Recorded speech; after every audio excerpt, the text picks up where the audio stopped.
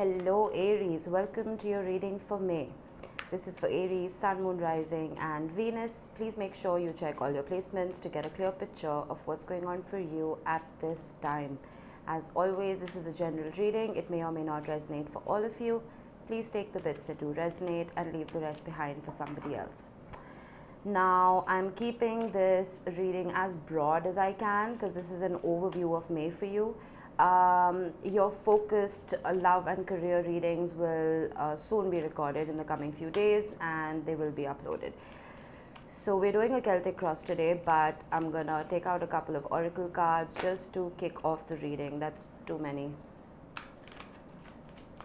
There's a strange energy here in my wisdom of the oracle and I've thoroughly cleansed it. I don't know what it is. Anyway, we have building blocks. Nice. Let's get you a star code and then we shall proceed.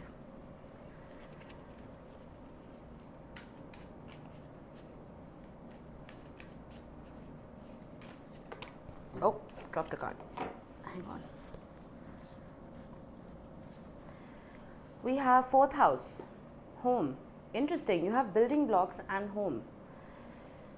All right, let's talk about these real quick. Now with building blocks, this is almost like a post tower card for me.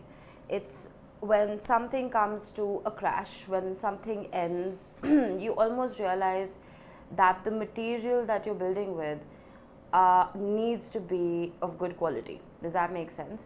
I feel like you've realized that you may have been building on a weak foundation, whether this is, you know, a relationship or it is on the work front. I feel like you're being very careful about which building blocks you are using to build that foundation for yourself now. And I'm also getting slow and steady. I feel like don't be in a rush. If you feel like you are stagnating or the growth process in that particular field isn't as fast as you would like, pace yourself a little bit.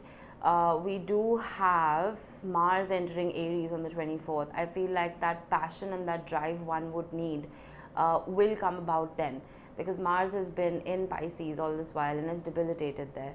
So wait for that boost. It will come about.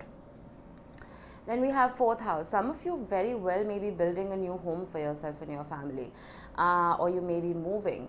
But I feel like you may be in a position of wanting to retreat a little bit. The 4th house is ruled by Cancer, and you may have that heavily in your chart, or you may be dealing with one. But Cancerian energy can be very, not introverted, but empathetic. I feel like some of you may feel that you're absorbing too much energy when you're out and about. When you're in a social setting, you may be absorbing frequencies more than you would like, and you may want to hermitize yourself a little bit, may want to spend more time at home. Let's see. Some of you may even be in real estate. All right, let's see what we have for you, Aries. I'm using the Tarot of the Mystical Moments, and I absolutely adore this deck.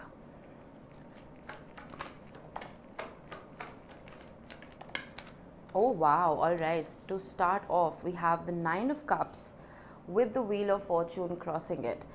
This is almost that energy of, I know this is what I want, that will make me happy, but it is up to the universe after all. It is that sense of, these are my wishes. Should I leave it up to the universe, or should I do something to change my fate? I feel divine timing is at play here. I feel that you've planted the seeds of intention for your manifestations correctly, and the universe will move that wheel in your favor. That is something that's going to bring you a lot of joy here. How interesting is that? We have the 4 of Pentacles and the 4th house. You see how she's holding on to her home, almost like she's afraid to lose the sense of security. I feel that in the past, you may have been in a position of being very closed off, not being your bright, happy self, Aries, being cardinal fire. You have so much energy and you're usually very extroverted. But I think in the past, something was keeping you stuck. the Page of Wands is in your focus, I feel there's a sense of adventure. A sense of adventure that almost this energy of holding back, and then suddenly you're like, okay, I have that boost, I have that drive to go towards what I want. And the Page of Wands can be it can be an explorer. Some of you may be traveling, some of you may be wanting to build a home somewhere away from your place of residence. And there's a sense of curiosity here, a sense of being a wanderer and not carrying too much baggage, because the Page of Wands for me can be very fool like energy, and in most cards it is depicted as the fool. So I'm also getting, if you have been complacent and you're getting a boost of energy to do something now, make sure you listen to the people around you. This pelican right here is almost squawking at him and giving him advice, but he's way too focused on his adventures. You know what I mean? So listen to the advice of the people around you. Make sure you don't make any missteps. All right? Okay. Oh my goodness, I'm getting goosebumps. I've been talking about the Fool relentlessly, and it is in your focus, in your crown. This is your strength. Your strength, Aries, this is your card. It is that childlike energy. I'm not calling you immature. It's this energy of being so free-spirited that you just let the tide take you wherever it wants to. Again, the center cross right here of the Nine of Cups and the Wheel of Fortune, it is almost a que sera energy of, yeah, I know I want to be happy and the universe is going to make it happen. You do have to look at the crocodile here. It's almost a warning. I feel like this is you walking on this new path and excited to begin a new journey. Make sure you educate yourself about the potential pitfalls that could come about here. I'm not putting a damper on your spirit. I know it is exciting to begin new things, whether they're relationships or, career opportunities or businesses, whatever it could be. Just make sure you are carrying just a tiny little bit of baggage with you. Don't leave everything behind, because everything that you've learned in the past, it's almost polishing you into the person you are today. And if you disregard those lessons, they'll be thrown at you all over again. You'll have to address them all over again. So I feel like this is your strength, this free-spirited nature of yours, Aries, and it's going to take you places. I like this. Really like this. All right, let's get you a card for your immediate future. Temperance. Exactly. Temper yourself. There is this drive, there is this energy that is taking you places, but the cards are telling you to stay a little more in the flow, because it's kind of ironic how when we believe in the power of manifestation and we leave everything up to the universe, we don't actually. We still have that measure of control of expectations. No matter how mild they are, if you're a master manifestor, you will still have mild expectations from life. This is telling you that it's okay to have expectations, but don't let them disappoint you if they don't come about. I'm not saying that you will be disappointed, Aries. I'm saying temper yourself. Keep yourself balanced. Keep yourself in check. Keep your emotions in check. And be in the flow of things. Because you see how her dress is mingling in with the water around her, right? The red in the tarot represents power. Red is your color because you're ruled by Mars. So I feel like your strength, your power is going to be harmony, balance.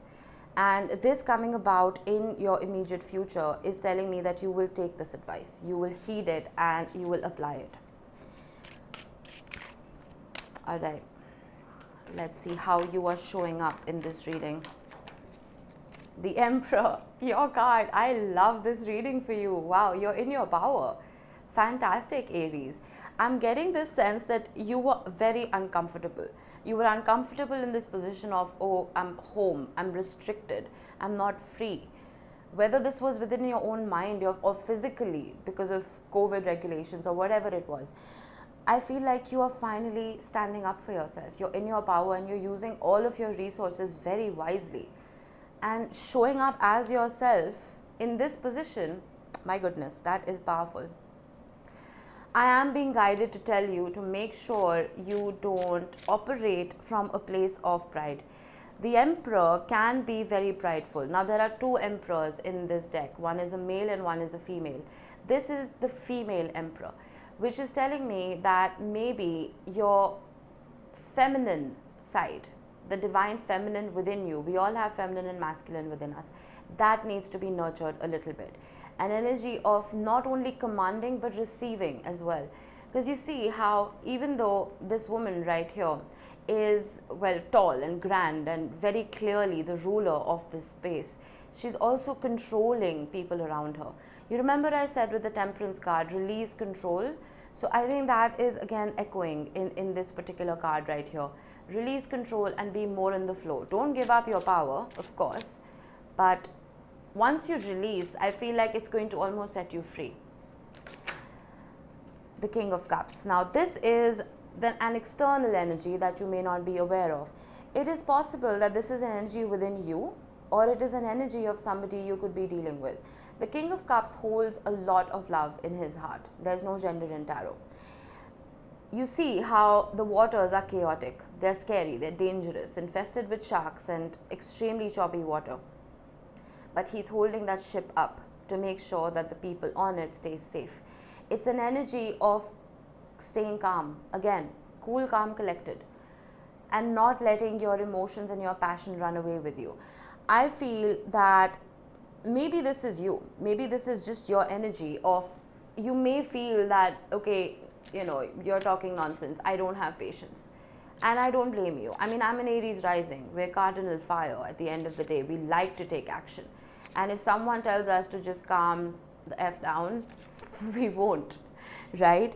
But this energy is within you. And I remember saying that you may have heavy Cancer in your chart, and that is just repeating the message for me, because the King of Cups is water, Cancer, Pisces, Scorpio. We all have all the elements in our birth charts, in our natal charts, and we can all tap into those energies as and when we feel like it. You may be fire, but you do have earth and air and water in you as well. Now is the time to tap into that water. Stay calm, stay cool. All right. The Seven of Cups, hopes and fears. I feel that you're afraid of being disillusioned. The Seven of Cups is a very difficult energy to deal with, because it's almost like there's a veil covering your eyes that prevents you from making decisions. Even your subconscious mind could feel like it is, it's trapped, right? And your conscious mind, as a result, suffers. I feel with the Seven of Cups, this could be a fear for you. This could be a fear of not having the answers that you are seeking, of forever being in a state of not knowing. We still are having a conjunction between Jupiter and Neptune, which has put that haze on the collective. It has made it difficult to make decisions. It has been incredibly difficult to move forward with our manifestations, and it's almost a state of rest that has been forced upon us. And I feel like you are getting out of it now, that whatever you were holding on to, you are finally releasing it. But it's almost like when there was something anchoring us, no matter how unhealthy it was for us, it was there. It was that comfort blanket. It was something to think about as soon as we woke up in the morning. You know what I'm saying? This could be a relationship, it could be a job, it could be anything. But you were holding on to it for dear life. Suddenly, when you release it, it's almost like you don't know who you are without it. You know what I'm saying? It's like when you remove that anchor, that dead weight, almost, you float. And you don't know where the tides are going to take you. And releasing control then can be incredibly difficult. But if you do, the universe has your back. The Wheel of Fortune is here to tell you that the universe is working in your favor. It's working for your happiness. So, yeah, that's what I'm getting here. Final card. Let's get you a card for your potential outcome. The Moon. That's quite interesting. I'm going to get one more here because, well, the Moon is really not telling me much. Four of Swords. All right. I feel potentially you may just gain a lot of insight and a lot of wisdom through this journey that you have that you are undertaking. The moon card can represent a few things. It can represent fears, it can represent secrets, things that are hidden and unknown, but it can also represent them coming to the surface. It's that energy of, well, I don't know what was holding me back, I finally do. Because once you release control of the outcome of your future, once you remove expectations, things that were keeping you debilitated will rise to the surface for you to work upon them. The Four of Swords is an energy of meditation, of prayer, of isolation sometimes. I feel the Fool, okay, if you think about the Fool in your Strength card, the Fool is a solo traveler. The Fool does not, I mean, it does have a companion, but the Fool makes his or her own decisions. I feel that being your strength and the Four of Swords being your potential outcome, I feel like you're going to find yourself. You're truly going to find yourself this month, Aries. And things that may have been your focus in the last couple of months, once you remove them from your focus, new avenues and vistas will start opening up. And with the Moon card, things that just seemed, with the Seven of Cups, disillusioned and hazy, you will finally be able to address them after a period of silence and contemplation. External variables can create too much noise in our minds. Until we isolate ourselves just for a brief amount of time, we will not be able to, well, remove them. Remove that chaos, remove that conflict.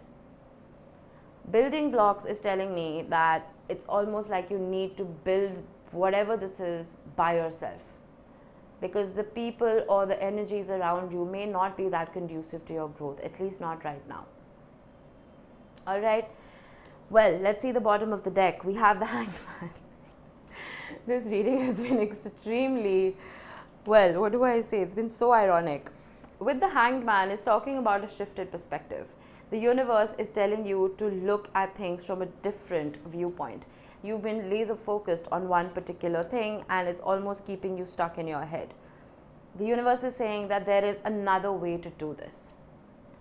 You see how she's happy suspending herself. She's not uncomfortable. She's not at dis-ease.